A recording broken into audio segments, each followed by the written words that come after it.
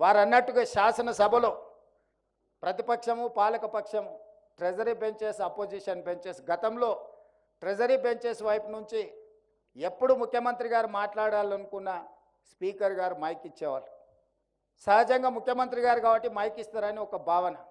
కానీ ప్రధాన ప్రతిపక్ష నాయకుడికి కూడా ఎప్పుడు ఏలు చూపించిన స్పీకర్లు ప్రధాన ప్రతిపక్ష నాయకుడికి మైక్ ఇచ్చి సభానాయకుడికి ఎంత అవకాశము, సభానాయకుడు విషయాలను చెప్పడానికి ఎంత అవకాశం ఇచ్చేదో ప్రధాన ప్రతిపక్ష నాయకుడికి కూడా అంతే అవకాశం ఇచ్చి ప్రభుత్వం తీసుకుంటున్న విధానపరమైన నిర్ణయాలను, పరిపాలనపరమైన అనుమతులను ప్రతిపక్షాలు సలహాలు సూచనలు ఇవ్వడానికి, విమర్శించడానికి, అవసరమైతే నిరసన తెలపడానికి, రాస్తా రోకోలు చేయడానికి నిర్ణయించిందే శాసనసభ. ఆ